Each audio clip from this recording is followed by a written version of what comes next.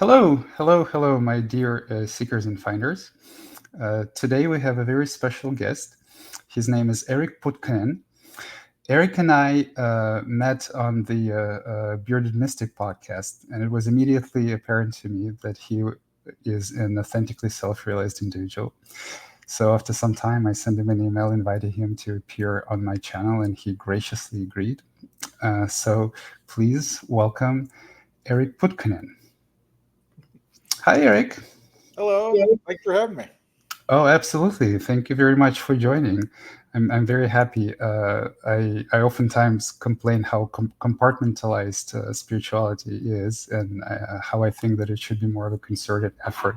So I'm always happy to give exposure and to introduce my students to other authentically realized people. So thank you for being on my podcast, my friend.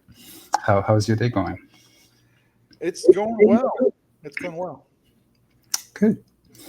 So I think it would be best to start with a short introduction to your own journey. How did you stumble into this thing?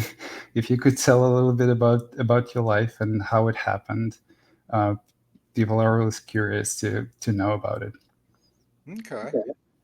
Um, well, I guess I'd start off by, I guess, saying, I was born and raised in northern Minnesota. Grew up. I don't know, about an hour from the Canadian border. That's cold. It was cold, and summers were short. But And you brutal.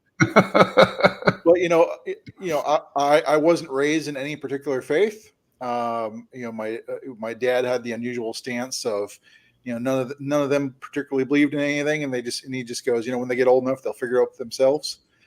And so me and my sister weren't raised in anything, but I always had a deep interest in basically. It always felt like there was something else to reality, even as a child. There was just something else there, and so as a child in northern Minnesota, you know, in the age of 4 channels, phasing out of 8 tracks, you're not as exposed to as much as today with the internet and digital and YouTube and everything else. And so, I started exploring, you know, paranormal, psychic stuff, ghosts. All my English papers were very interesting through school. But it was just, I always had this feeling of there's something more to the world. So I was always looking and researching and just trying to find out what was out there. And then it was finally in my teens where I bumped into somebody who was more spiritual, and he loaned me an autobiography of a yogi by Paramahansa Yogananda. And that kind of started the spiritual journey. I mean, from there, I read all the books that he had. He didn't have a ton, but he had a few. So I read several of the books of on chakras and mysticism and you name it. And then, funny enough, a weekly meditation group started about an hour away. But when you're on the range, an hour away, the only thing that's you're willing to do it because it's the only game in town, really. So we would drive an hour out once a week for this meditation group, which was a very eclectic group. So there was people in Ekankar and Buddhists and Wiccans and How old were you at the time? I was 16, 17. And now you're about 40 or something? I'm 50. Oh, wow. Okay. Yeah. And so I started out when I was about 16 on the spiritual journey. Um, Being kind of mentored by this meditation group. They all had kids my age. So I was like the youngest one there, and they all kind of took me under their wing, and they taught me a lot of really cool things, past life regression, being guided, and guides of different kinds, you name it. And I just kept studying, and it was turned into 13 years of ravenous study. So I mean, I studied everything that seemed interesting that I bumped into. Funny enough, none of it was non-duality. Well, of course. Not yet. Yes. It was all path-oriented stuff. So I mean, it was different yogas and systems and stuff. But after about 13 odd years of this, I kind of hit this point where everything I read seemed to be something I'd already read. Mm-hmm. And so I hit this point where it all seemed rather futile. The spiritual search just kind of seemed pointless because there was nothing else to find out there. It's like I hit this point where I'm so well read. I'm not encountering much new stuff. I'm doubting it's outside there somewhere. And so actually I gave up the spiritual search. I was never a very consistent meditator, and I gave up meditation at that point entirely and all of these practices, and I didn't read or anything. And I didn't do anything for about a year and a half. And then during the course of a week, Eckhart Tolle's name popped up like a half a dozen times, which I've been in spirituality long enough to understand, synchronicities and stuff. So it's like you bump into something repeatedly like that. It's just kind of a flag, something to look at. But I loathe the idea of reading another book. And so I decided to cheat. And I went to the library to see if I can find a video. And sure enough, there was one video by Eckhart Tolle in my library. In your library. In my library in northern Minnesota. They had a small DVD section. What year was that? Was it like before the proliferation of the internet? Oh, this would be, I think I was, I was 30 at that time. So, 2006. 2006. So, I mean, the internet was around, Eckhart Tolle. YouTube was just around the corner. Yeah. YouTube hasn't really exploded yet. Yep. And so, but I found a video by Eckhart Tolle, watched that. A lot of it was stuff I thought I had heard before, which was kind of the problem. I thought I was present, but you can't think yourself present. And, but one of the exercises in the video was inhabiting the body, which was something I hadn't encountered before. And so I was playing with inhabiting the body. And when I did that, keeping, instead of all my attention being out in the world, which is so much the case for all of us, I was turning some of it inside. So it was kind of split attention. And, being aware of my breath and my heartbeat and how the body feels and the inner energy and things like that. Very good exercise. Yeah. So suddenly the mind just died. It was just, thought just went away. And it was just absolute presence of mind and silence of mind. Now, I will preface that this was not the first time I'd ever been present. So I'm not saying this was it. This is what caused it. No, I had been present before. All of us experience moments of presence, be it awe, beauty, spontaneous mystical experiences. If you're meditating, because I'd meditated for years and I've been present before too. I'd been awed into presence too. And so it wasn't the first time, but I describe it as I was just happened to be ripe at that time, and the wind hit just at the right time, and things clicked into place. So it became abiding at that time. Yeah. So I was inhabiting the body, embodying a self, so to speak, being totally present. And at that moment, the time was right where it was like, being I was so very aware and there was no mental stuff to get in the way. I was just looking and I saw. So, the grace happened that I saw and things clicked into place. And initially I didn't know I knew something happened, but I couldn't quite say what it was. It's not like it happened and it's like, oh, I know I'm as enlightened. It didn't quite work that way. It's like, I know something happened. I noticed that thought didn't come back afterwards, really. Thought came back a little bit, but then died again.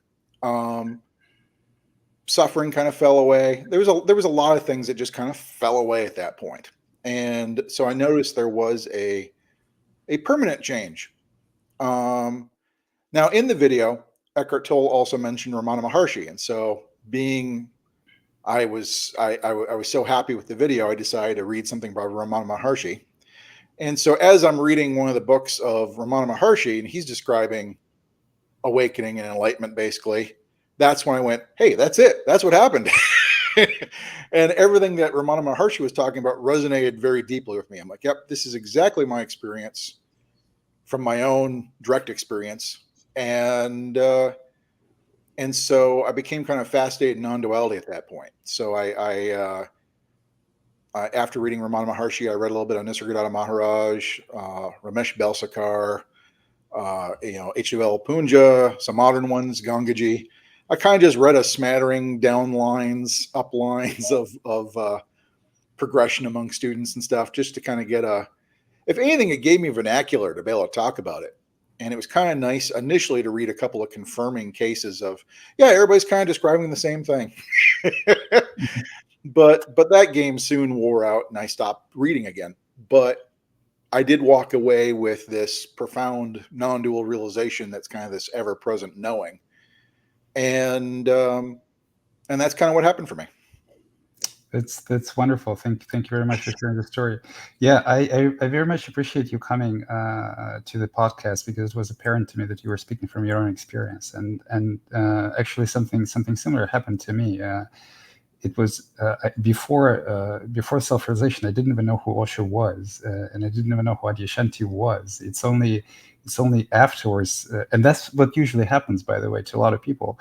Then you start reading afterwards. It's like, yes, that's exactly the same thing. That's exactly the same thing. And then at some point of time, even that reading, even reading masters, kind of falls away. Yep. In terms of its value, because masters, kind of the way I speak to my students about reading masters is, for as long as they can still move your heart in one way or the other. Like, you read Osho, you read me, you read Ramana, for as long as there's still some energetic experience, emotional experience, something moves in you, something gets touched in you, in your heart, or in your consciousness, depending on what words you want to use, that can still be very important and a good spiritual practice. But after the realization, as the suffering melts away, even there is a point where even that reading does not really bring much. Real life interactions with other enlightened beings, or even with students, if you're teaching, could still touch it one way or the other, or conversations and interactions with your family or loved ones. But there is a point where reading spiritual texts also becomes kind of an empty exercise. So it doesn't surprise me that it's exactly what I've noticed too. I mean, there was an initial uptick of reading and it dropped away quickly. Yeah. But instead of looking for new non-dual teachers, which doesn't really interest me. I mean, I've read enough of them now where I'm like, yeah, they're all saying the same thing. I don't need to hear what other people say. I have my own experience. Yeah. But I still love Ramana Maharshi's so direct pointing that I occasionally like reading his, just for the direct pointing, because the way he talks just tickles me. Yeah, I understand. Yes. Because I mean, he didn't let people wiggle out, and it's one of the things I would say. It's kind of a modern thing of ours. Of course, I would say anciently it was a common thing too. I think only a few teachers like Ramana captured it well. Is they kept so focused they won't let you wiggle out of the way.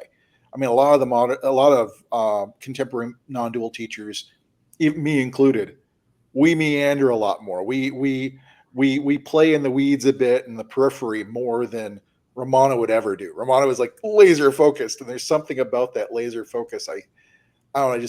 I like reminding myself of that from time to time. I agree. Yeah, I think it has. It's a valid teaching method. It doesn't work as well over text, though. I mean, Yeah. One thing you have to remember is that all of the historic masters pretty much taught in person. Osho didn't even have a phone. I mean, to me, internet text is a concession. The real teaching happens in person. The physical presence is very, very different. Yeah. So to answer a question and physical presence, kind of very shortly, very bluntly, while looking a person in the eye,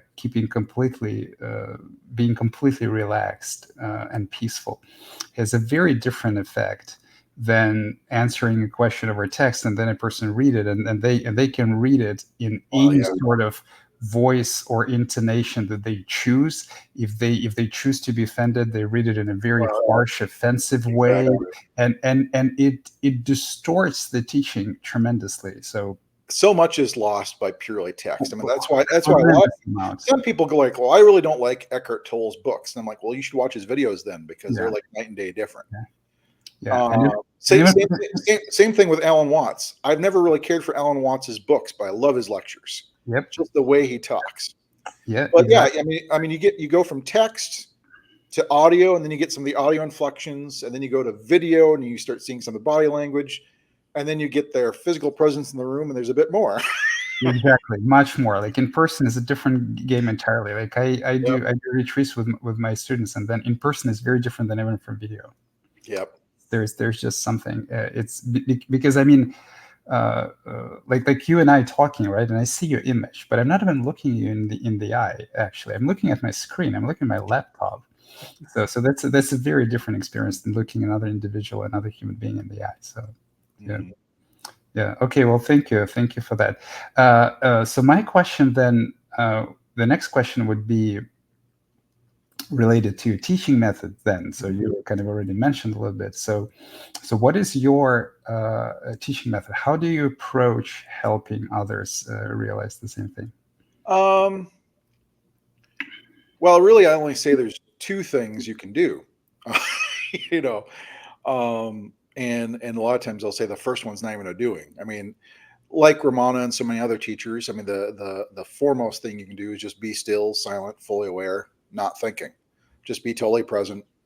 you know, The trick is how to do not thinking, right? well, I that don't know that if it's that, easy. that part gets into some. I'll give you some pointers on how to get there. But a lot of that involves in inhabiting the body and kind of eating up the bandwidth of the conscious mind. It's like the conscious mind can only be aware of so much. And, kind of like how you could be so in your head thinking about something walking down the street that you'll bump into a lamp pole because you just didn't see it. You could be so on the other side of the spectrum. You can be so present. There's not a lot of room for thought.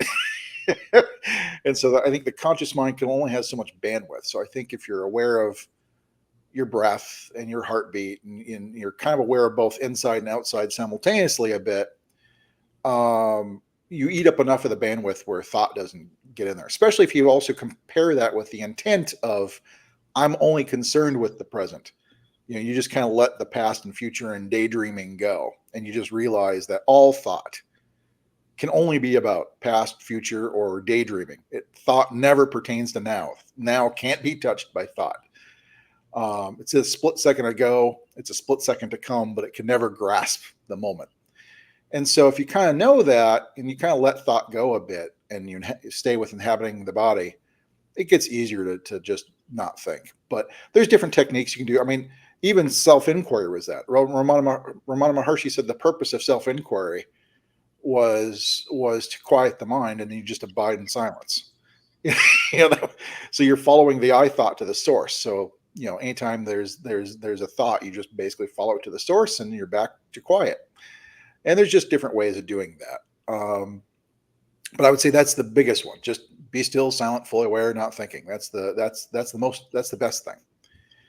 Now, inevitably, somebody will come back and go, well, I've been doing a whole lot of nothing and I feel I must do something. And so when you finally hit that urge and you get that desire of, I've got to do something. I can't just be doing nothing all the time. Then I would say you got to look at, you look at this me you feel and think yourself to be. And so you start questioning, doubting, investigating, kind of playing devil's advocate. Are you really this? And so you're kind of getting through the illusions of the mind of your identification. And that kind of, I think, frees up the structure, making it easier to see past, because, the ultimate realization, the idea of me is shattered. It's seen through completely. Well, that's very hard to happen naturally when somebody is positive they know who they are. that belief and thought structure of I know who I am this, kind of makes that is the veil or the screen that kind of blocks you from seeing what you really are. And so I go, well, if you must do something, question this me. Start poking holes in your identity, seeing through this me, seeing you're not the body, you're not the mind, you're not volition, you're not conscious awareness, you're not any of this. And that kind of makes the house of cards unstable and makes it easier to fall. And I think by and large, most spiritual practices are just ways of weakening the me. Because if you look at, I mean, it's not overt. A lot of times it's kind of indirect. But I mean, if you think about, well, one that's slightly more overt is, there's so many traditions say, well, we should practice detachment. Well, after realization, there's non-attachment, which is a bit different than detachment, but not getting into that too much. in practicing detachment, you're basically letting go of my and mine. And as long as you're letting go of my and mine, you're weakening the idea of me. Forgiveness is the same thing. You're holding on to this emotional baggage, which is this me is struggling against and trying to come to terms with. So these practices of forgiveness are actually weakening the me, because there's less stuff for the me to hold on to and have a problem with. And so I think a lot of spiritual practices are just really, either overt or subtle ways of diminishing the me or weakening the me in different ways. And that's kind of what I do in my teachings, is I'm like, substantial amount of time and being still, silent, fully aware, not thinking. And then when you feel I've got to do something, look at this me. And that's the extent of my pointers. I mean, if people want to do other things, that's fine. But it's perfectly fine if you want to. I mean, some people really like, I want to learn about past life regression. Yeah, it doesn't apply, but okay. That's a distraction in terms of non-duality. But if you want to do it, fine. But I'm not going to talk about it. I'm going to focus on seeing through the me, which would be seeing through the idea of a me that keeps being reborn. Can you give some examples of kind of questioning the me? The second part. The questioning the me. Well, a lot of people are very, very much identified with the body a lot of times. Like I've had people come to me and go, well, I really feel I am the body. And I'll say, okay, well, let's go with that premise. Are you all the body or are you part of the body? And they go, well, I'm all the body. Obviously, I'm all the body. Okay, well, let's look at that a little more closely, because this is the problem. We so superficially look at things. We don't actually look at it with the depth to see through it. So you got to kind of delve deeper. And so it's like, okay, if you're all the me, if you get a haircut or a fingernail clipping, have you lost something of yourself? Is something of you over there now and you've lost it? Or do you still feel you're all you still? Well, and the person replied, well, I'm still all me. And I'm like, okay, well, then you're not your hair and you're not your fingernails. Then you can get into, well, with modern medical science, and due to diseases, maybe you lost your tonsils or appendix. You got these different organs, and then you can get to hand. Well, what if you lost your hand or your arm due to an accident? Do you still feel you're completely you? Do you still remain, or have you lost something? And in this way, you can kind of start almost removing parts. Well, I know I'm not this, I'm not that. And I think that's what part of the not this, not that of Advaita really is about, is an experiential. It's not a mental exercise. It's more of an experiential, deeper knowing of seeing this. I know I'm not this. I can't be confused and think I am this, because I clearly see I'm not. And in this way, you're going not this, not that, and you're just eliminating parts of your body. And eventually, people will hit this point where they're like, I can't find myself in my body anymore. I'm not there. And usually then they're gripping onto some mental idea or spiritual idea of them. Well, I must be a soul, or I must be conscious awareness, or something. And so then you gotta pick at that. So I mean, it's you just gotta kind of, and part of it's the part of it is the devil's in the details. So you got to look for, being a devil's advocate, you got to look for the exceptions. So if somebody goes, well, I am conscious awareness. Well, then what about deep dreamless sleep when there is no conscious awareness? Did you cease to exist?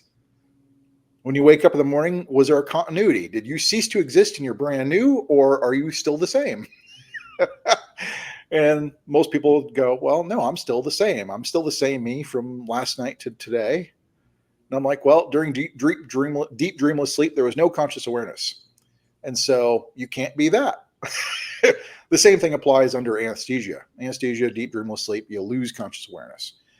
And you just have to find and feel that in those circumstances, you still existed. You still were. And if that is the case, well, then you couldn't have been that which is during the other times, which is conscious awareness. So it's like, well, I can't be the conscious awareness, because when it's still gone, I'm still there. And then that way you can kind of peel away everything. It can be an involved process, and you don't necessarily need to get all the way to the end. Like I said, it makes the house of cards unstable, and it makes it easier for realization to happen. Will you ever get to the point where you've eliminated everything? Could be. But then what you often hit is this point of don't know. I don't know what I am or where I am. And actually, then there's Korean Zen masters that make a big deal of the don't know mind. And they're like, that's a good place to be. Just abide in don't know. I don't know. Because when you don't know, you're actually fully aware again. And so that makes those times when you're still silent, fully aware, and not thinking all the more powerful. Because now you're fully allowing what is to shine through without the preconceptions and concepts that you've been holding on to.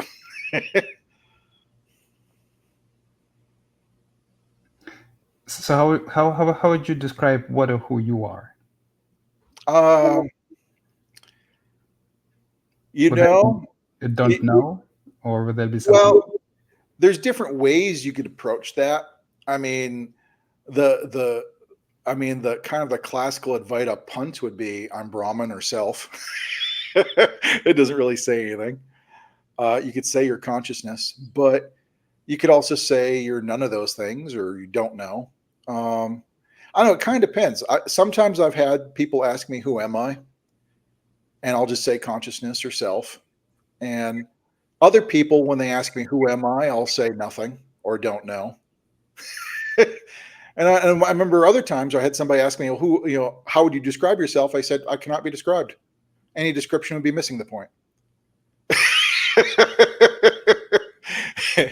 To describe it is to lose it. And so, they're all pointers. I mean, really, what you are is beyond concept and really beyond language. And so you need to deviate to even describe it. And that's a truism. That's just the way it works. Mm-hmm. But you can still describe it as a pointer. So depending who you're talking to, because if somebody's really attached to, I kind of adopt a little bit of a Zen attitude in this, because if I bump into somebody who's talking to me, who's very attached to, oh, I am everything, then I'll go, well, no, you're nothing. You're nothing. There is no me. Just as a counterpoint, really. If somebody's really into an I am nothing, there's just a nothing, I'll go, yeah, but there's all this and you are that. So sometimes the descriptions a lot of times are used, depending on who's asking, as a pointer or counterpoint to their own traps they find themselves in. And I would never try to describe myself to myself, though. So it kind of depends who asks.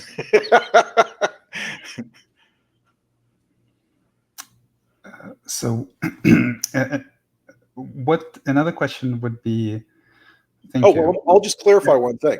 Yes, I will say I just don't identify. I've come to say often now that all identification is misidentification. So when they go, who are you? I'm like, well, there's no identity. So, what is it you're really talking about when you're saying, who are you? Because who are you is almost an inherent asking for identity. So I would, that's another way of putting it, is just, well, there's no identification. So who is the wrong question? What might be better? But anyways, what was your next question? Thank you. My next question was, what is your view on love, and where does love come into your teachings? So the identity is one element of it, right? Another is love. Well, love, I would say, is kind of the natural, almost default of non-duality. Over the years of my spiritual studies and practice, I'd studied and read so many books. I'd read the Bible and the Quran and the Bhagavad Gita. I read most of the holy texts, even some of the Sri Guru Granth and things like that.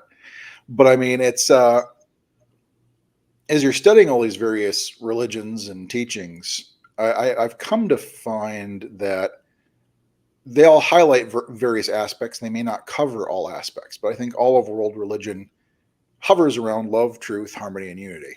Those are kind of the four big ones.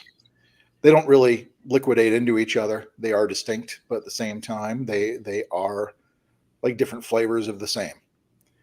And if you think about love, love is a force that brings things together and makes things one.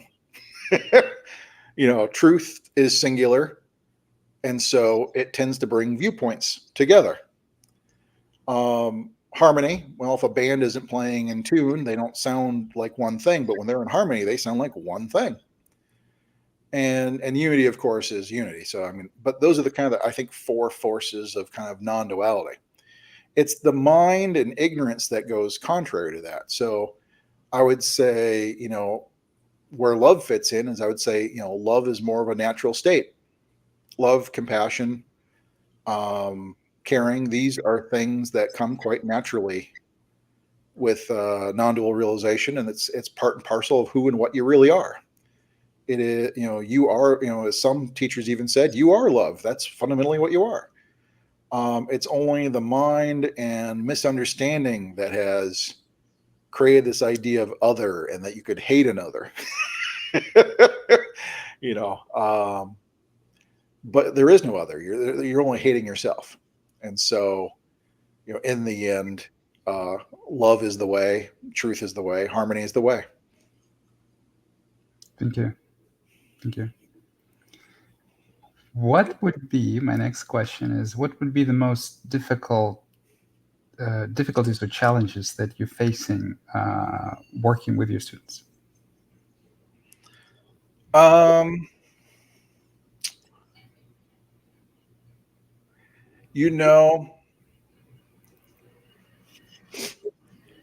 would say probably one of the most difficult challenges is to get them to think outside of see outside of their own knowledge. That most people come with their own already beliefs. I already know I'm the self. I believe non-duality. Or, they have all this knowledge they've accumulated, and they've got this set of beliefs. And more often than not, I find so many people come to me just to confirm what they already know, not to be challenged. If I come in and tell them something totally different, it turns them off. They wanted confirmation, not challenge. And usually I'll challenge in some way. That's why they come to me. They're looking for the truth. And I'm like, no, you got to look at this a little more closely. That isn't quite right. And the challenge is for them to actually consider that. I would say, because it's not only seeing past all their concepts and beliefs and seeing maybe other possibilities, but also when they're challenged to actually think it over. Because so many times they'll go, well, I know that's not cool. Because so many times sometimes they'll blow me off. I'll challenge them. They're like, well, that's wrong. That kind of ends the conversation. And I would say the challenge is, I would say for people that are looking to go to a teacher or something, each teacher has their own way of pointing. And if you're going to go to a teacher, you need to understand what they're pointing at and how they're pointing at it, instead of trying to stick to your belief structure. You need to kind of let that go a little bit, because, if you believe, let's say you believe your consciousness, and the way you define your consciousness is conscious awareness. Well, they may challenge that and go, well, you're not that. You're not that consciousness. And if you're really invested into, no, I'm so identified and believe this so much that I don't want to listen to anything contrary, you're not going to want to listen to this person, and you're soon going to walk away. And I think that potentially you lose a lot of potential value there. And I think that's the biggest challenge, is so many people come with their preconceived beliefs and ideas, not wanting the truth, but wanting confirmation. I don't know if you find the same, Artem, but that's what I find, is a lot of people are looking for confirmation rather than a challenge to see past what might be blocking them. I agree. Yes. Not that I'm confrontational or anything exactly, but it's more of everybody's set in their ways and patterns, and some teachers like challenging patterns more than others. And so, but I just find, by and large, everybody's got these patterns, and the biggest challenge is get people out of their pattern or past their pattern. Yes, I agree.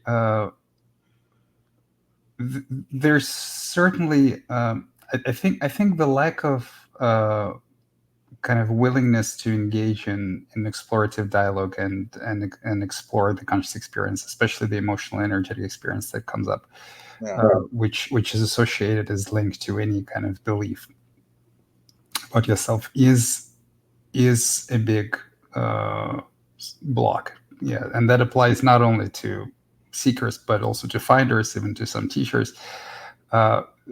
Dropping beliefs is painful. It arises an emotional response. That there's emotional response. There's energetic response. It arises unpleasant experiences in the body. So I think that this would be the most challenging experience of anybody on the spiritual path. And I think a good teacher at the same time creates those experiences in some way, but at the same time provides a safe and grounding presence to investigate those experiences, because the big illusion of the ego is that those experiences are unsafe, and the truth is that they are completely safe. Oh yeah, they're completely safe. Yeah. But so I think of course people who are reaching out to you seeking for confirmation, just to confirm their beliefs, are not authentic students in the first place. If you're an authentic student, then you need to be able to question. So sometimes I say, question everything until there's nothing left to question. But an open mind is a questioning mind, a mind that is open to the possibility. And an open mind is so key, because I find, that's where the looking at the self and diminishing the me, I mean, that requires a very open mind too. So I mean, part of it is just getting the challenge is getting people to have a very open mind and allow other possibilities. But I would say related to that, and kind of if anything, a near tie for a challenge would be people like to keep the conversation mental and theoretical. Oh yeah. And I'm like, you need to keep this experiential. This has got to be experiential. That, yes. If you want to just come here and shoot the breeze about theory, you're going to leave here no better than when you got here. Philosophical discussions are the favorite thing to. I would say that's the other big challenge, is people come wanting a philosophical discussion and a mental thing without ever diving deeper. So I mean, but that's why I say they're related, because the open mind and diving deeper are almost like two sides of the same coin. Absolutely. And another thing that open mind is related to is openness to experience. So the degree to which your mind is open to different concepts or ideas or discussions or disagreement is also the degree to which you're experientially open to again, emotions, energies, fear, all of this stuff that is going in your system. So that's the same. I mean, the more basically it's the same way of saying that the more wounded you are, the more suffering you still carry, the more you will want to be convinced that you're right. Yeah, this is very true. So I guess one last question before we move to the questions from my students. I have accumulated some questions from my students for you and I. Would be this. So what is your conscious experience nowadays? I mean, you said there's very little thought. Is there? Do you still meditate? So if you do, what happens in meditation? What is there any energies, emotions that you experience? How does your body feel? Do you still dream at night? Yeah. Well, I was never one to remember my dreams, and I still dream, but it seems lucid in some way, more detached. How? Oh, detached. Mm-hmm. Yeah, it's like I may dream, but the dreams aren't. I mean, I may play with the dream, and during the dream, I have memories of believing I'm whatever I am, but it's almost on a surface level. At the same time, I'm not really taking the dream seriously on another level. It's kind of weird. So there's I dream, but I'm not really super caught up in it. Right. There's much less like visceral emotional reaction, because dreams are usually quite emotional. Yeah. So there's more equanimity in dreams. And then sometimes it's lucid. And it's Hmm. really weird because other times it's like you're, but you don't know. Because it's like, I remember this one time I was dreaming. Funny enough, I don't go to bars, but I was sitting at a bar and just talking with somebody. And I know this is all arising out of me, so I'm not sure what I was talking to, but it was just me there. But I was talking, and it was about some spiritual aspect. So I think I was just mulling something over on some level. But then I looked at my watch and I went, "Oh, it's time to go to work." And so but until I looked at my watch, the thought that this was a dream didn't occur. It was when I looked at my watch and went, "Oh, I got to get and go to work." I knew it was a dream at that point. It's like weird stuff happens. So it's like on one level, it's Oh, a yeah, dream, that's but pretty weird. That's on fun. another level, you're playing with it. Yeah. You know, So actually, would it be fair to say that there have been some mutual penetration or proliferation of waking reality in your dream yeah, life? yeah, Yeah, that also was yeah, my yeah. feeling. They've kind of mingled a bit, but Yeah. I still dream. And sometimes they can be wild. Sometimes they can be wild, fun dreams, and other nights I don't really dream. It's not no big deal. Um, but I would say, the day to day conscious reality, there's not a lot of thought. There's little to no suffering. I hesitate to say there's never any suffering because there's some very subtle degrees of suffering. Um, if you get into really black and white, in the Buddhist context, dissatisfaction, discontentment is dukkha, which is often translated as suffering. So they could say any dissatisfaction or discontent would be suffering, which means if you're frustrated in any way, that could be considered suffering. And so I'm like, well, yeah, I still get frustrated at times, but it's not the same kind of suffering. It passes quicker, right? It And passes very quickly. there's much less resistance to Yeah, it. it passes very quickly. There's no residual. Even if somebody happens, I still get there's. I was even from a very early age. I had a very fiery temper. I think it's somewhat hereditary. You can maybe consider it family karma or family genes, even because my mom goes, "You get the same look in your eye as my sister did." She just could recognize when I got ticked, but it was kind of an uncontrollable anger from an early age that I've been working with. And so there's this, it's just some scar. It's a tendency in the body. And so even to this day, I still get mad. Something will happen and it'll just piss me off. But it passes so quickly. It's like there's this flaring of, oh man, and it's gone. It was just an expression of frustration or whatever. It's a quick expression. It's gone. There's no residual. I'm not holding it over anybody. It doesn't cloud my relationships. And by the way, is it your experience also that when that happens, there's a point like the awareness automatically goes into how the anger expresses in the Yeah. body and sort of soothes it and looks at it, and then it goes away? Well, also I find I'm curious about it because I know these are just unseen conditioning, patterns in the body. So sometimes if it pops up, I'm just curious. Like I was in a car once on an exit lane, poor design, but I'm watching a couple miles up, car after car after car cutting in. I just felt this frustration arising. And as I'm feeling it arising, I'm not doing anything. I'm just sitting in traffic, stopped. And so as it's arising and I got nothing else to do, I'm kind of like, I wonder where this is coming from.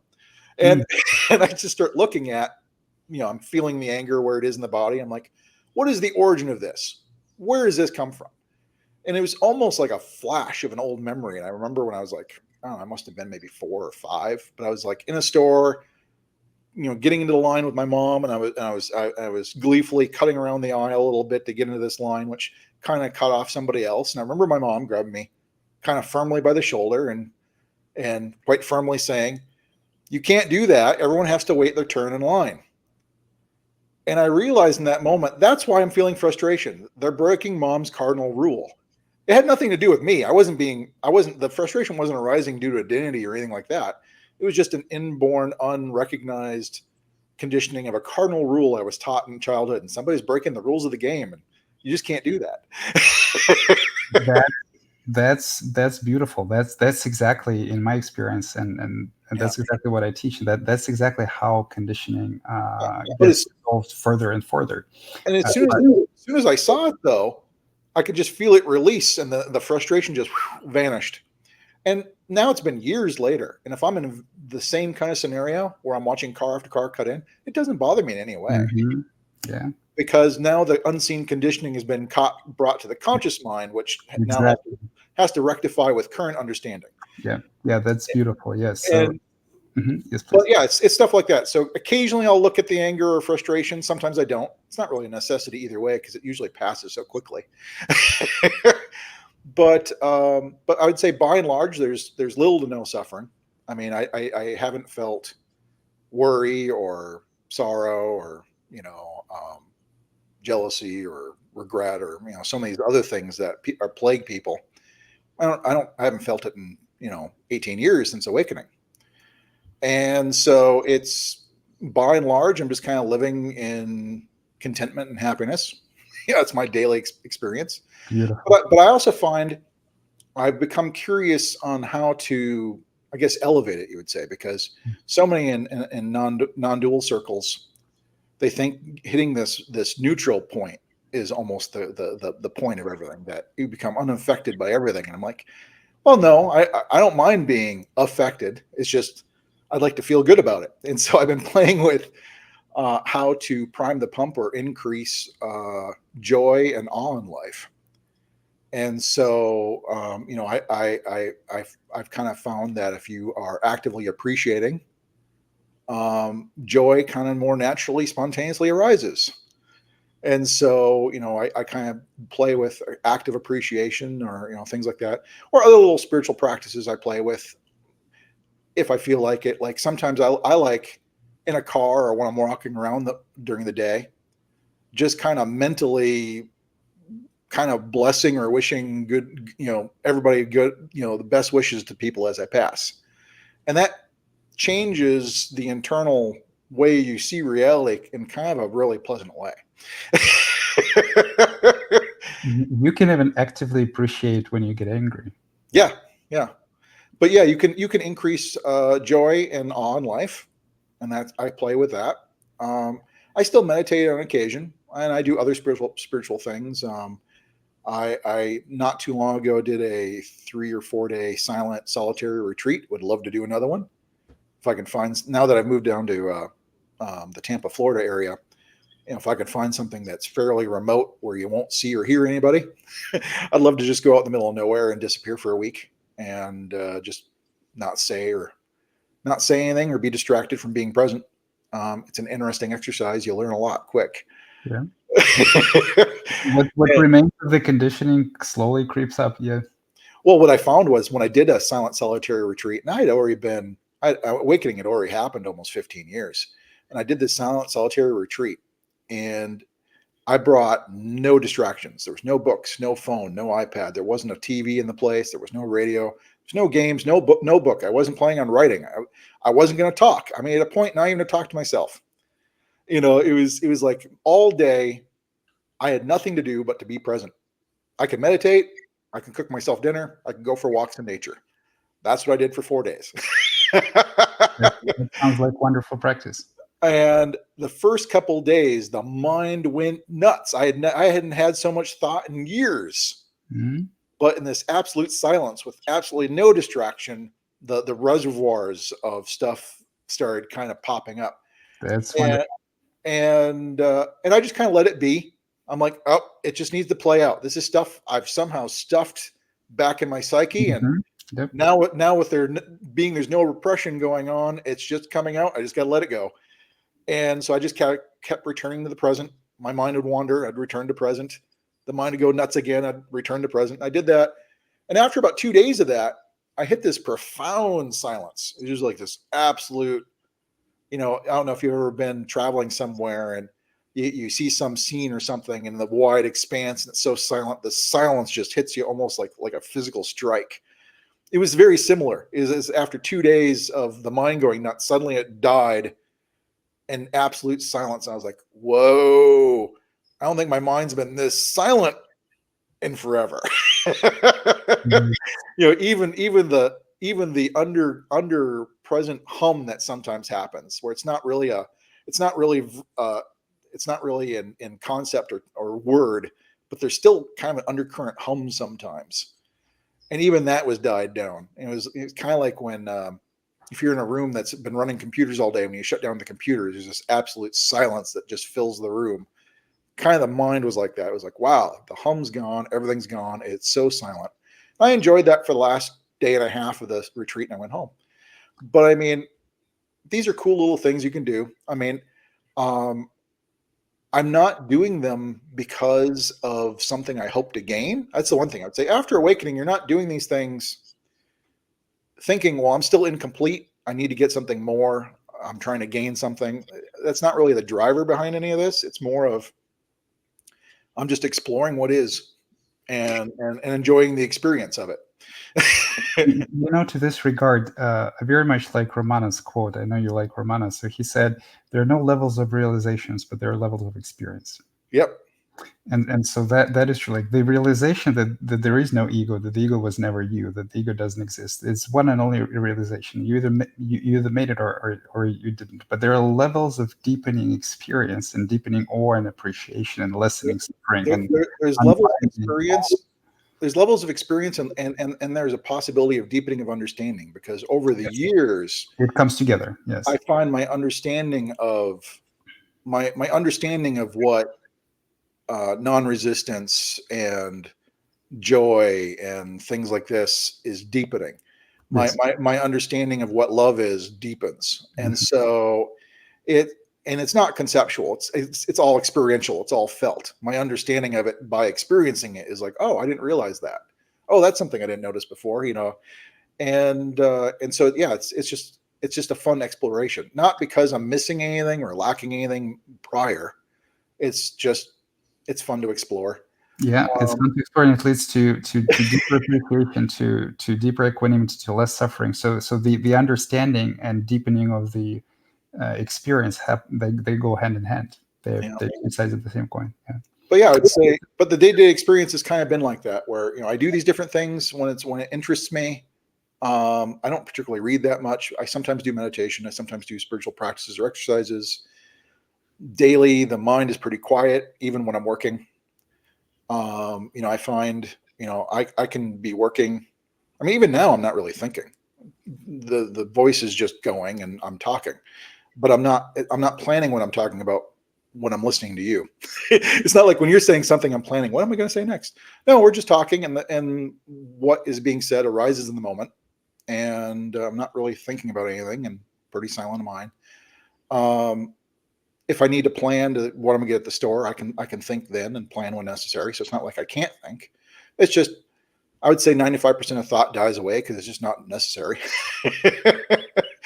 and yeah, and I would say just the suffering continues to die away. I mean, I would say it's been almost, it's been 18 years, and I would say not nearly as much anger and frustration arises now than even 18 years ago. So Oh, even the little bit of some scars that remain, they're slowly dropping yep, off. yep, yep, yep. Beautiful. And yeah, I would say things are kind of interesting. If anything, it's just it continues to be a favorite topic of mine. So I just love bumping into whoever I can talk to about this stuff to go, hey, let's talk about this stuff because it's fun. Beautiful, beautiful, my friend. So let me thank you very much for that. Let me move to the questions from my students. So we have 5 questions. The first one is specifically for you. So Gokul says, some say enlightenment is not a happening. There is no you to get enlightened. Both bondage and liberation are part of the dream. And then some, such as yourself, emphasize that enlightenment is a visceral happening. Ramana gave both these teachings contextually. Can you elaborate on the similarities and differences between these 3 styles? Well, all right. Well, I mean, bondage is basically purely imagined. So I mean, it is something that is of the mind and imagined, doesn't actually exist. Liberation's always the case, and the idea of liberation only exists in reference to bondage. So what is is just a liberated state, though you don't need to call it liberation because it's just what is. So in that way, yeah, it is true that there isn't this. However, ignorance, misunderstanding, suffering cannot be denied.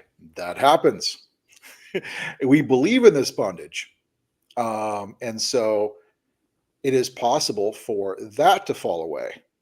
And that is what enlightenment is it's a actual visceral happening where the misconceptions and ignorance falls away, leaving that which has always been the case, which you've always been free.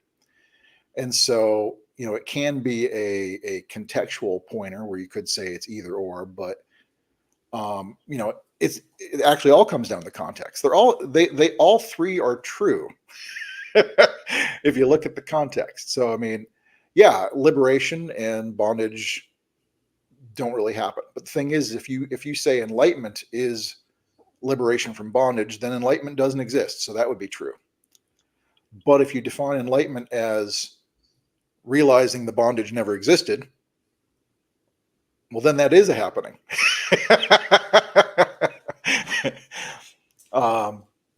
But so it's a contextual thing. I think I answered all three that way.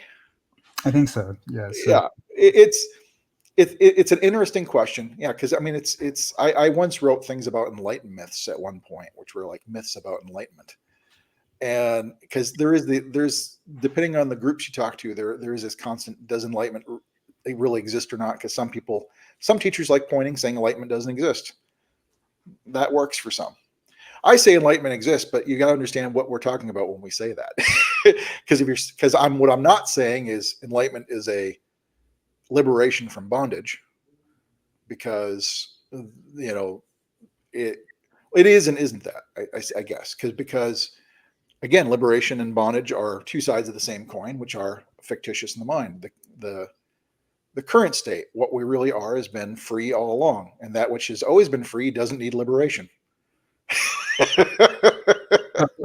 So to you, enlightenment is the acknowledgement of that which has always been free. Yeah.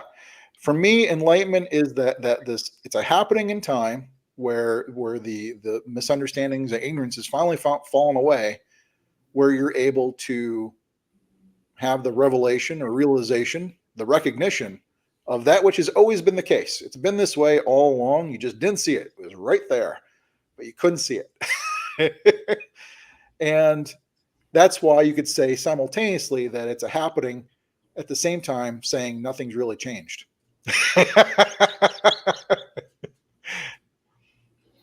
All right. So next question. So this question is from Katya, and it's for both of us. Fear has been one of the primary experiences for me throughout my journey, coming hand in hand with every shift and revelation, big and small, painful and peaceful. This fear has always been irrational and yet feels very threatening and overbearing every time. Could you speak about it? So we'll start with you. Yeah.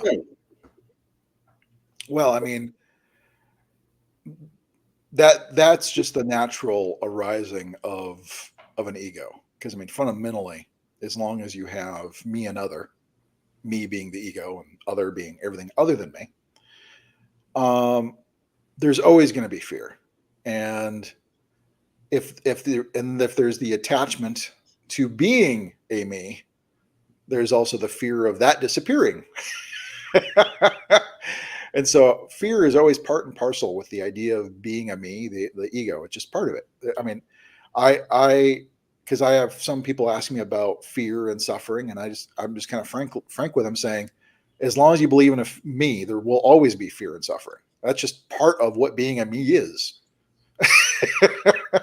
And so until you see through it, there's going to be that element. Now, seeing through it means confronting your fears. Because some people will describe this point in spirituality where maybe they're on the edge of realization. I don't know, it could be a passing spiritual experience, which is an awakening, or it could be actual awakening. But either or, a lot people will hit this, they'll feel like they're on the edge. They're like, it feels like I'm on the edge of this void, and I have this almost existential fear of going over it. And it's a very common experience. The fear arises in so many different ways in this, but to a certain extent, it's. I mean, in my own experience, I found it as being willing to go there anyway, not letting the fear stop you. It's like, you feel yourself going over the edge, and it's like, I'm just going to go over the edge. Just let yourself go. This is why some people, like, I kind of like Byron Katie for this. I think she said this once, where somebody was talking about getting through something, or no, it wasn't Byron Katie, it was Gangaji. Somebody was talking to her about hitting this fear, and he goes, "What do you do?" And she goes, "Just sit in it, burn in this fear, let it burn everything away." And so instead of trying to, because fear fundamentally, the impulse is to run away and get away from it. And so really what you got to do is you got to get into it. You got to abide in it, burn in that fear, so to speak, or confront it in some way to get past it. As long as you do as long as you follow the reactive impulse to turn away or run away, it's forever going to be an obstacle. I find it's a matter of sitting in it, confronting it, getting familiar with it. I mean, if you have to kind of ponder and work yourself up, what's the worst that could happen? Some people are like, well, if I wake up, I might lose all my friends and become a homeless bum. That's a really far out possibility. Not likely going to happen. That's why some people, when they talk to me, they go, "Oh, I find so much comfort that you're awake and you still have a normal life." It kind of helps them get over some of their fears. So maybe finding the right person that you find is awake, that goes, "Oh yeah, it's not so bad," and they can say whatever you fear about didn't happen for them. And you can maybe get a little confidence that way. But you need to confront that fear. That's always going to be the sticking point. Kind of go where angels fear to tread, so to speak. Yeah. I'll let Artem go, and I'll see if I have anything more to say, but I think that's it. Yeah, so I agree with that fundamentally, especially with the part that you need to sit with the fear, allow the fear, explore the fear. The ego, this me that we're talking about, it is comprised mostly of the self-referential thought and the emotional energetic suffering that is built around this thought. That's why some thoughts can create fear. That's why some thoughts can create misery. All sorts of different experiences. They're intimately interconnected. So fear, fundamentally, what fear is, and it's the same fear in nature and the fear that you experience in the spiritual path. Fear is anticipation of pain. That's what fear is. So when you're afraid of something, you're afraid that something is going to happen that will be painful. So it is happening right now. So it's an anticipation. In spirituality, we're mostly dealing with the past. So we're dealing with the dissolution of this egoic structure, and this dissolution. And a big important part of this dissolution is the unpleasant emotional energetic experience. So the pent up aggression, pent up anger, grief, tears, jealousy, all of those sufferings that can be viscerally felt in the body, and they're all coming from past conditioning, because most of the time in meditation, absolutely nothing happens to you, so you're not afraid that some animal is going to harm you physically. So what you're afraid of is this that will come after the fear. So you basically you're afraid of some experience that have been rejected before, but it will also be illuminating and insightful in some way. And so if you just sit with fear and you invite the fear, so from that perspective, like, change your perspective around fear into, oh, if I'm getting afraid, if I'm getting fearful right now, it means that I'm about to see something. I'm about to see more of myself. I'm about to have some experience that will show me some parts of me, some parts of suffering, get me deeper, more intimate with me, help me understand myself better or another person better, because it could also be about a relationship with another person. And so if you just invite the fear, sit with the fear, become curious, become interested, as Eric said, about the fear, then invariably it will change to something else. So fear is like a lid on all of this suffering that the exposure of which to the level of consciousness leads to deeper and deeper dissolution over the ego. So fear is a good thing. It's kind of, in one of my answers, I describe it as the ego is like a multi-layered cake of suffering and false beliefs. And fear is like the filling that saturates the cake. So it's all like, as you go, as you go, even in the self-realized state, it's still possible to experience, like in a deep meditation. Like, I don't know if you have when Eric went to this like 3-day, like 4-day retreat where there was nothing but silence, and he described recently that the mind was like very, very active, and before it settled into a complete and utter silence, it was a wonderful experience. I would be surprised if he didn't experience at least some traces of fear or anxiety there, at least like some. Actually, there wasn't, but There was nothing. no, there wasn't fear and control? anxiety. I was just blown away by the mental activity. I was like, wow, I let that mind go. I wasn't anxious about it or anything. So did all of the mental activity went away without any emotional or energetic experience? Yeah, pretty much. It was just watching it. It was just watching Just watching. watching the wheels spin, just Oh, going. okay, well, I was wrong in this case, but usually it is the case. Usually the mind and mental activity sorry. Usually the mental activity in the mind and the emotional energetic responses in the body are quite connected, because there's a reason the mind is hyperactive. And the mind is hyperactive because there's still some unresolved suffering in the body, some unresolved emotion, some unresolved tension in the body. Let's say it this way. It's kind of two sides of the same coin. The reason the mind is thinking about yourself all the time is because there's some trauma, there's some wounds, there's maybe some anger, there may be some grief, there may be some other suffering. So the mental composition of self and the experience that we avoid, energetic emotional experience, are two sides of the same coin. So when we're about to feel something that we don't like to feel very much, there's oftentimes some fear or anxiety or resistance. So like resistance, strictly speaking, and also fear. So that's quite a universal theme. Mhm. Excellent. Yeah, I mean, the only thing I would add is part of it is, when you're being with the fear, kind of look for its origin. If you can see where it's coming from and question that goes a long way. Because funny enough, we fear freedom. I mean, there's a quote where somebody Yeah. goes, "We don't fear being limited or lacking power. What we fear is true power."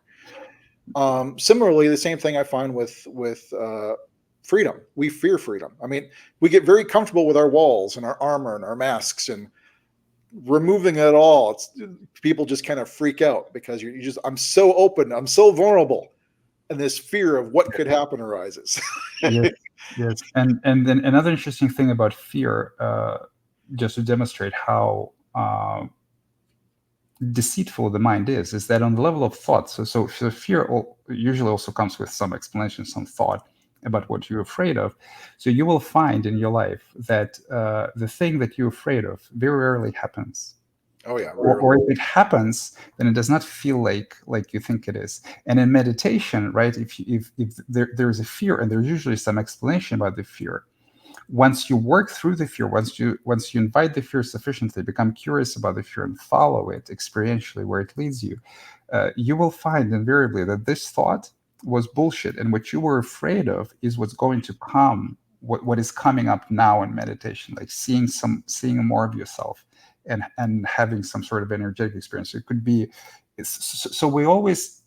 when we experience fear, yes, something is going to come, but it's almost never what the thought is, right? So the thought is usually unrelated. The thought is usually about something else, something that you are accustomed to be afraid of.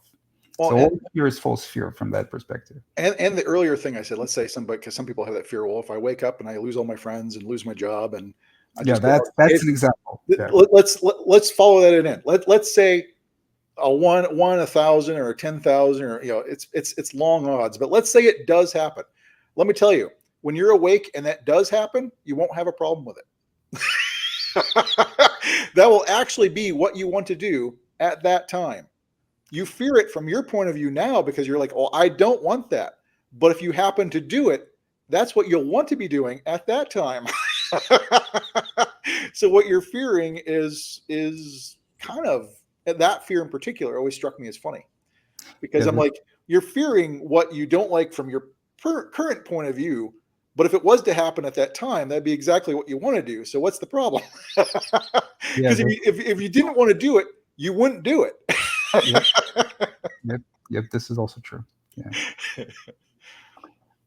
Okay, so the next question is from Marta. It's a question for both of us. So she says, "Hi, Artem and Eric. Thank you both for having this conversation and sharing your teachings. I would be curious to hear the two of you talk about some of the physical aspects of the awakening process. Except for the pain of emotions, it also seems quite common to experience persistent tensions, twitching, and other strange or unusual sensations in the body following insight. Did you experience any of this? How did you approach it? And was there anything that made it all run smoother that you can share?" Well, I mean, when it comes to the twitching and tensions and things like that, I would say at the moment awakening for me, there wasn't any, because I think I dealt with most of that in the forefront. I think The that's a long meditation and spiritual. Yeah, because I mean, I had the 13 years of prior stuff where Yeah, yeah, I did a lot of work of letting go of my fears and letting go of my emotional baggage and letting go of my trauma. I did all this in the forefront. So when awakening happened there, it was pretty quiet for me. There wasn't any twitching or tensions, or it wasn't explosive in any way. But I would say where a lot of the physical sensations are coming from is there is stored trauma and emotions in the body. Any deep tissue massage therapist will tell you this. They'll work on somebody, and somebody will break down crying, and sometimes not know why, but other times they're thinking about having memories of something that happened in the past. Because you could physically work out your tissues where you can start releasing this stuff. But as meditation and awakening is happening, there is this natural release. And so sometimes there's going to be twitching and contractions and weird stuff happening, because and energetically, and also just stuff that's stored in the body is moving around and being released. So it's kind of part and parcel. Um, but yeah, that's pretty much all I got to say about it. I mean, when it comes to the physical aspects, um, it, I didn't notice too much of a physical aspect, and I attribute that mostly because of my prior 13 years stuff beforehand. Because between all the healings and body work and everything else I did on the prior end, it just made it more, uh, I guess, kind of a. I just kind of fell through it naturally without having a big release, because I think it was Audio Shanti. I like in his story when he's talking about awakening. His was quite dramatic, but he kind of aptly described it as, well, it's kind of like you've got this bottle of pop in your. He goes, for me, I've been shaking it for years, and then I let go of the top and it exploded. He goes, other people, they've let it set for a long time, and then when they open it, it's not that big of an explosion. It kind of depends on what you've been doing in the forefront. And I think that's where a lot of the physical reactions come on, because if you are, let's say, overly putting pressure on yourself and pushing it, well, yeah, the reactions and stuff can be more explosive. You're going to notice more stuff happening because you may be forcing it before it's time. Not necessarily, but could be, because I mean, there are people that will.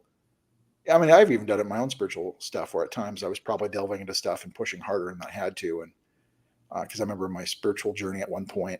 I don't know if it was the dark night of the soul or anything like that, but there had been times where I'd been pushing, and you know, weird emotional swings would happen or weird twitching would happen. That I think that happens for everybody at some point.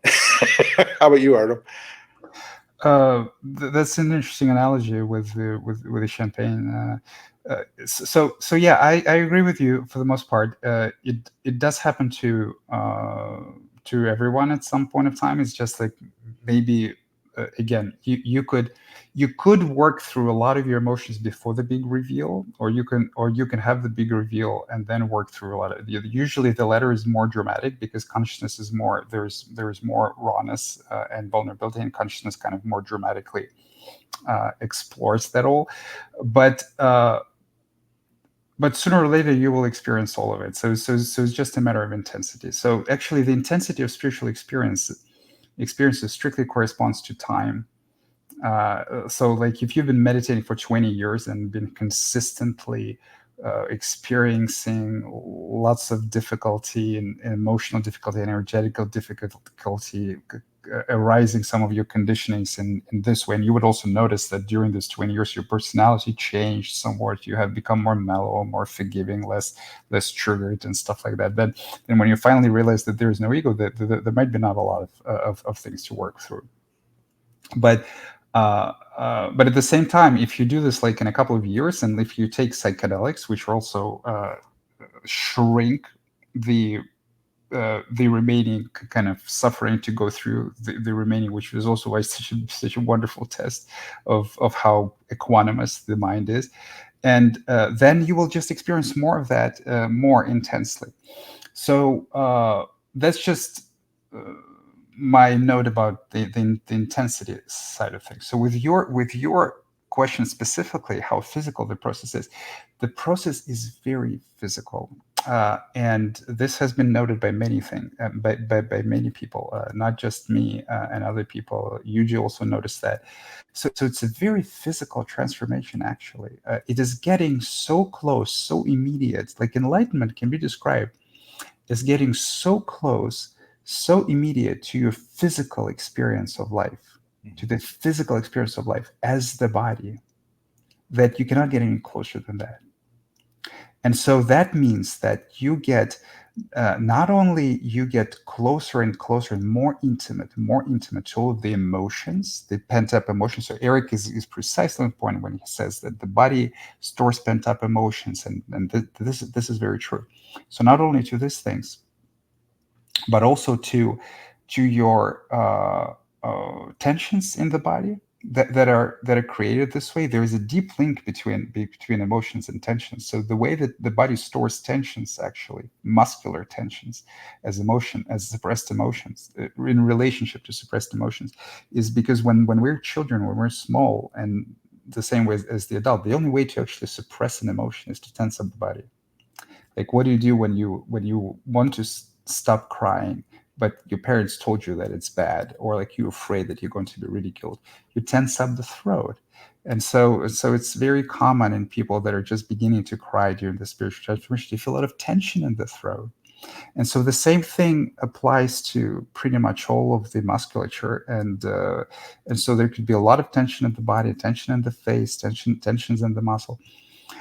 Some There could be some injuries, for example, in the body due to prior mistreatment, or just injuries, just due to life, that have been not felt through at a certain point of the spiritual transformation. They may flare up.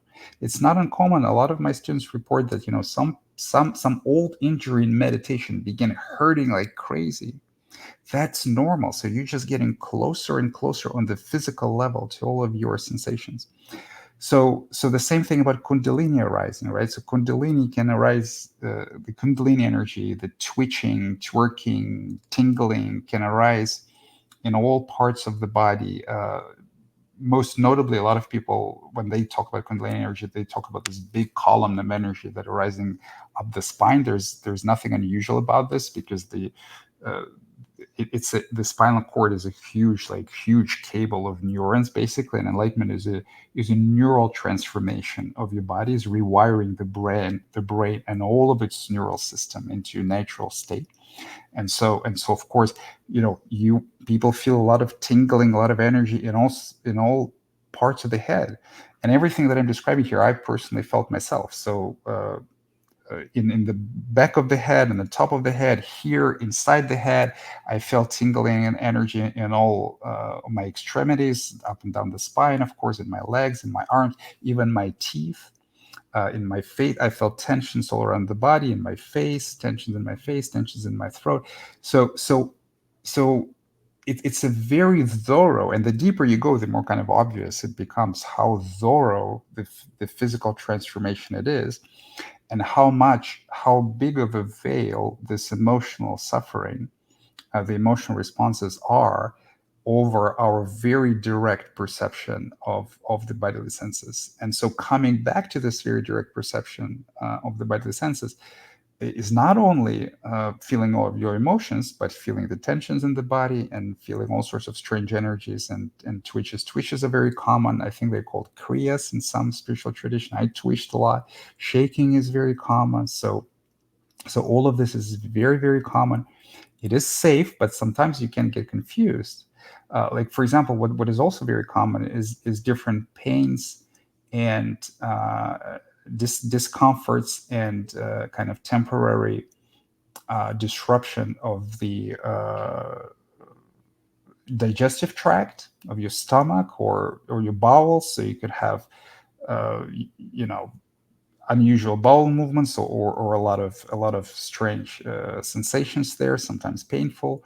It also happens in psychedelics, not strictly due to their chemical composition actually, but due to the neurological rewiring that they promote. There are a lot of neurons in the gut, a tremendous amount of neurons in the gut. We didn't know that before. Now the science knows that there are a lot of neurons in the gut. So it's part of that, so as the normalization of your taste and your digestion also. So taste change too, how you taste things, in how you taste food in your mouth changes tremendously. So you can expect having strange sensations and sometimes unpleasant sensations in all over your body pretty much. So it's a big part of it. Again, it can be stretched out over the years, or if you're going through it in a more kind of intense way, it can get quite intense. And sometimes the difficulty is to differentiate between, like, is it really a medical issue or is it going to pass? Most of the time, when people come to me with this question, it's not a medical issue, but it's a kind of side effect of continued meditation, continued transformations. Sometimes it is. Sometimes it is. So it's important, if you have some suspicions, you check with the doctor. Make sure you physically are okay. If the doctors say you physically are okay, you're most likely physically okay. Look at some other aspects, like, is there any rational, reasonable reason to believe that something bad is happening with the body, or is that subjective, experiential, kind of conscious phenomena, right? So if doctors say everything is okay, if there are no reasons to believe that there's something wrong with the body, but it's a very difficult conscious experience, it's okay. Just surrender to it. Just like with the case of the emotion, take your direct attention into the tension, into the discomfort, into the tingling. Let the body twitch, let the body twerk, let it all happen. Get closer to all of those experiences. It's very normal part of the path. Very normal. Mhm. All right. Do you have anything to add, or should we go to the next No, question? I agree. Yeah, Right. it's very normal. I think a lot of people, I think, over focus on the physical stuff in terms of they're overly worried about it. Yeah. And it's just like it happens. Just let it go, and Most of the time, it's and, and it'll work itself out. And but at the same time, don't seek them out, because because I've also met people that try to seek out some kind of reaction. I'm like, well, don't seek it out, but if it happens, don't oh, resist it. What if it arises? It arises. If it doesn't, it doesn't. And if it that's just arises, just let it go. yeah. I know a person who wants to test his enlightenment. Wanted. I don't know if he's testing. He does now, but I know a person who wanted to test his enlightenment by getting exposed to be bitten by bullet ants, which is like one of uh, uh, the most painful insect bite in the world. And so basically, he wanted to test his enlightenment by experiencing physical pain. That's actually quite silly. Yeah, It's much better test is to take psychedelics. Enlightenment is much more about the emotional pain that we carry from the past. The physical pain remains. It yeah. gets colored by the emotional resistance, but it Well, remains. I mean, through yogis. I mean, some of the yogi things they would do, either different skills they pick up, and there's even stories of cities where, yeah, you can ignore pain, but Yeah, you can. But that's no sign of enlightenment. I mean, if Yes, you can yes, ignore pain, exactly. it doesn't really do anything, because there are plenty of yogis and hypnotists that can ignore pain too, but they're not enlightened. Yeah, yeah, exactly. Pain doesn't matter. Yes, Matter of fact, I've always told people, I go, pain has a very it's a very practical, useful thing, because yes, if you don't feel pain, yeah, you also lose the sense of touch, and yep, those, because those two are connected. So not only do you lose the great thing of touch, but in not feeling pain, then there's the dangers of, like, a lot of people, neurological diseases, being it diabetes or leprosy or whatever. They get a cut, don't realize they're cut, it gets infected, then they need amputation. It's like, no, pain lets us stop things before they get bad. So I yeah. mean, pain's good. I don't ever try to overcome pain. But yeah, it doesn't surprise me that people are like, yeah, I want to test my enlightenment by seeing how much pain I can take. Well, that's a bad test. That's just what I was about to say. So pain is there for a reason. You can train your mind to ignore pain, Yeah, but it's there for a reason. What you should not ignore is the emotional pain yeah, and the tensions in the body. You see, the important thing to understand about it, right, is that when we talk about meditation, let's say, we're literally talking about doing nothing, right? yeah, It's not like getting bit by a bullet, and it's literally doing nothing. This means that whatever pain and discomfort comes up is necessarily coming from the past. It is something you've been carrying. It should be in the natural state of things. If you're a healthy organism like a cat or a human, a healthy human, it should be very easy doing nothing. It should be the easiest thing in the world. So that pain should not be ignored. doing nothing, but also isolation. I think there was some Well, psychologist it's that safe. said the majority of human psychological illnesses are their inability to be by themselves in a room. When you're truly doing nothing, you're isolated. When you meditate, you don't talk to other people. Yeah, So, it's right? that doing nothing is where all this stuff comes up, because it's all the stuff that we've been Yes. repressing and ignoring, and all this other stuff we haven't dealt Yeah, with. exactly. Yes. Like strictly speaking, when you described your retreat, right, you didn't even have to meditate. If you go into solitude and you don't take any phones or books with you, so because any phone or a book or a movie or anything like Any that, distractions? anything that you read is also communication with another person. Yeah, So basically, if you cut yourself off from any communication with anybody, so if you're just in silence, and not only in silence, but also not reading, not watching it, not consuming any words of another person, then that this becomes meditation. So even if you didn't close your eyes on this 3 or 4 days, it became basically a 3 or 4 day continued meditation. So that's why you experience so much deeper, profound silence. yep, yep. All right. So next question, Patrick. Patrick is asking both of us. He says, "What is the best way to deal with a family member who is very narcissistic and is bullying other members, who is not in control of their actions and is emotionally reactive? This person is also involved in almost everything. What would be your approach to dealing with such a person?" Um, just for me, it would just be remaining still and internally, in terms of, you know, not reacting in any way. Just, it may drive them mad initially that you're not reacting, because partially they're doing this for reaction, and so in not reacting, it on one side agitates them, but the other end gives them nothing to continue what they're doing. Because I mean, when it comes to any kind of conflict, it takes two. And so if you're totally still, silent, at peace with yourself, and just letting them do their thing, letting them be them without any reaction, that's kind of what I do. I don't get caught up in that. I've had people comment like that. I mean, even my wife goes, you just don't get into the emotional drama. She goes, somebody does something, it's like it just kind of washes over you and passes you. You just don't even react to it. I'm like, yeah, because if I react to it in any way, it's just going to fuel it. It keeps them going if I react to it. But if I don't react to it, they burn out themselves. And to a certain extent, that's kind of the presence of someone who's awake. A lot of times the reaction is to just let people burn themselves out. You just don't react to it. You just stay at peace and calm and just let them do whatever they're doing, because they can't sustain themselves for long without getting some kind of resistance or fuel from you. So, I mean, if you don't participate in it, you'll be a more calming force. That's what would be my advice. I agree with Eric. I mean, of course, it's easier said than done. It's easier said than done. I agree with Eric. So narcissists use emotional manipulation. So they use your weaknesses, and they, if this person is truly a narcissist, we don't know if he is, but they use your weaknesses to influence you. So they influence you through emotional manipulation. That's what ego is, actually. Ego is emotional manipulation in its totality. Actually, when you manipulate yourself, you manipulate other people. So the best way is to not give them that. Yes.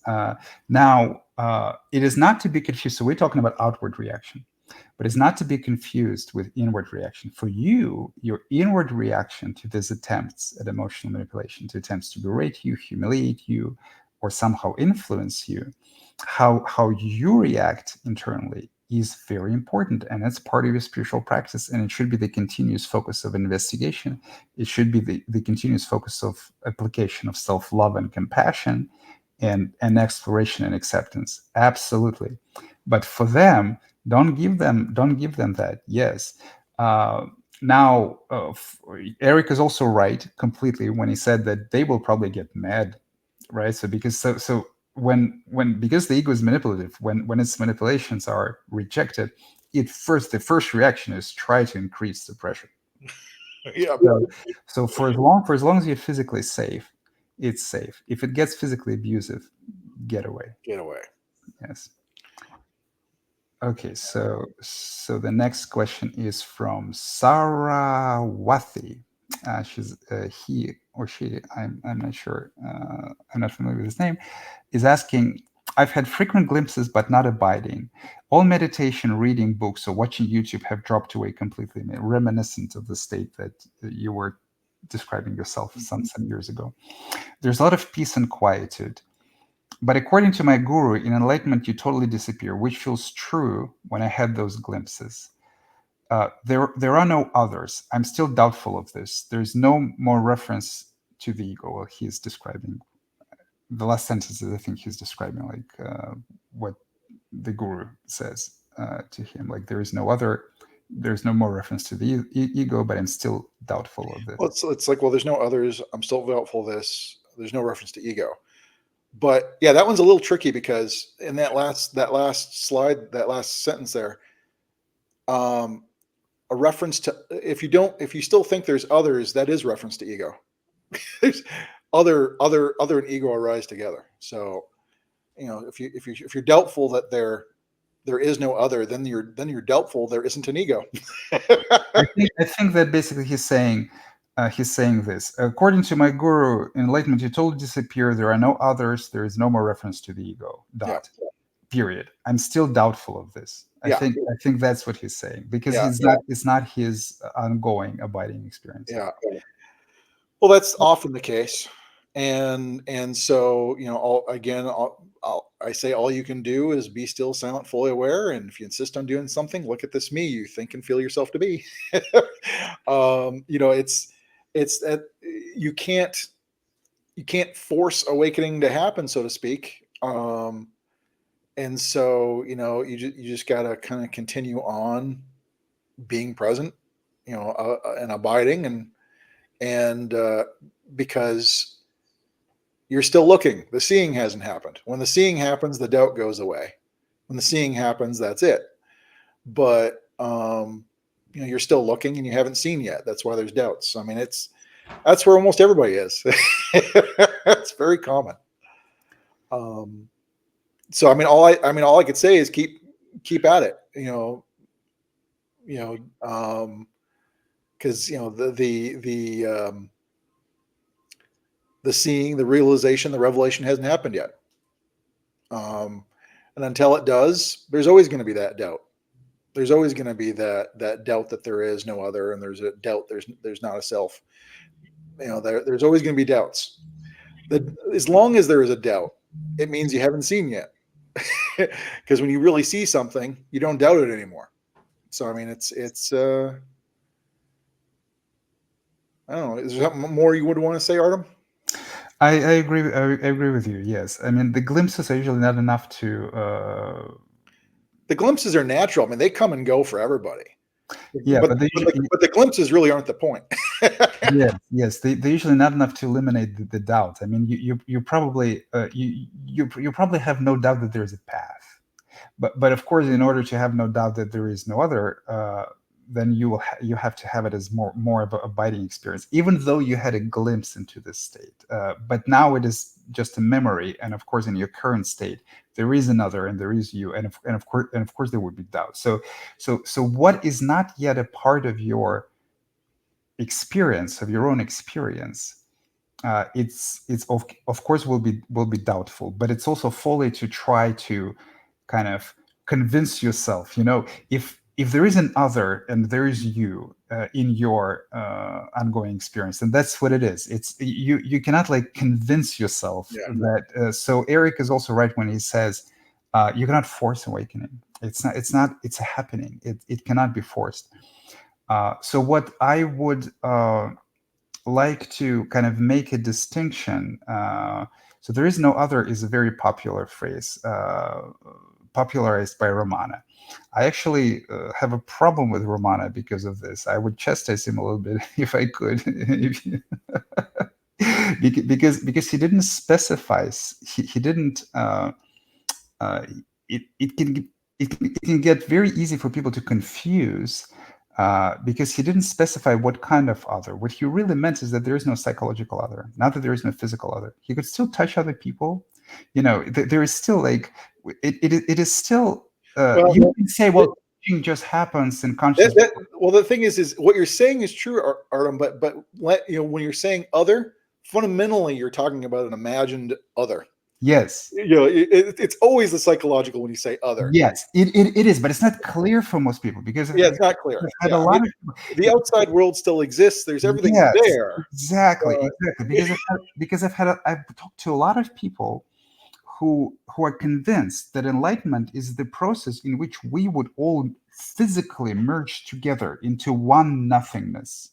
Yeah. That's not enlightenment. That's death. I mean, Well, that's also not non-duality. That's going to some other. Non-duality is fundamentally for non-duality to be true. Fundamentally, this would have to be non-duality. There's nothing of else. course. Yes, of course. If there is a state, if there is a nirvana in life, if there is an enlightened state which you can enjoy while living, Yep. then of course you still eat, you still poop. All sages of the past Yep. still behaved in a very physical way. So this psychological other is imagined just like the psychological self is imagined, and it That, happens that, in the that, mind. that's why when we talk about other, I usually say they're a paired. The pairing of me and other, those two go together. Yes. When there's a me, there's always other. When there's other, there's always me. So and it's Yes. always a psychological thing.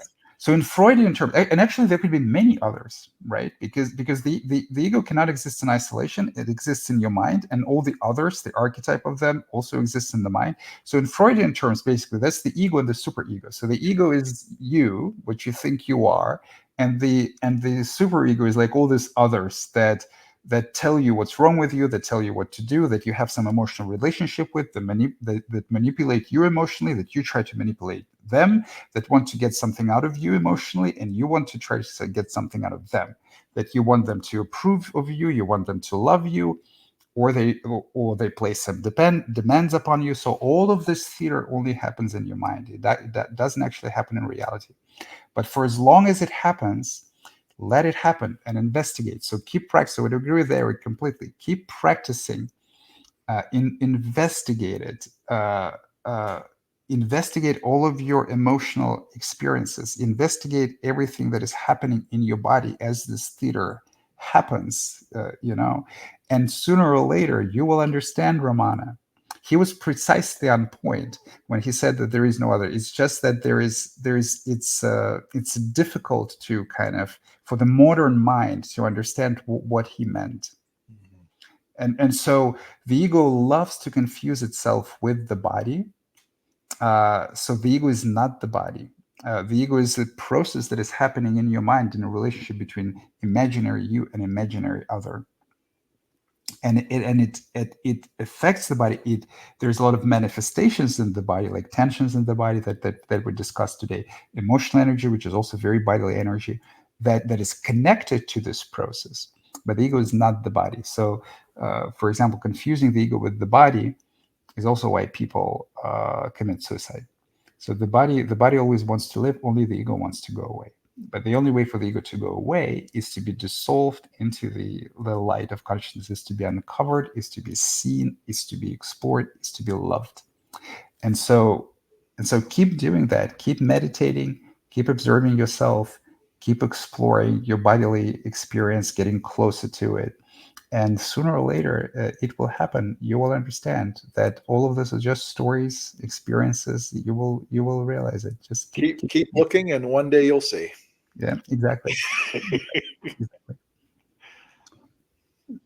So, yeah. All right. Well, that was the last question. And thank you, Eric. Thank you very much for coming Thank you for having me on my podcast. Thank you for this wonderful conversation. Thank you for answering questions from my students. I wish you luck in your teaching. I will upload this to our YouTube channel. I will also put, so to anyone who is watching, I will include links to Eric's work. It's nondualitysimplified.com as far as I remember. So I will include those links. Yeah, that's just kind of the repository of the stuff I've created over the years.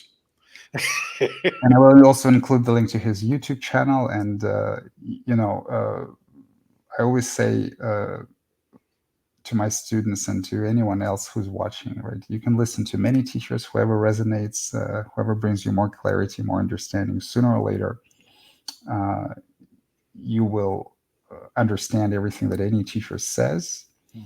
And so don't be afraid to listen to different teachers, to see what you can get from any of them. You may resonate with some language better than the other. There may be some pointings that can help you along the way from multiple directions for many people. Ultimately, everyone can help you. Ultimately, not even teachers, but ultimately, when you realize that everyone becomes your teacher. So please feel free to follow Eric's work. And thank you once again, Eric, for this beautiful conversation. Well, excellent. Thank you much. Thank you.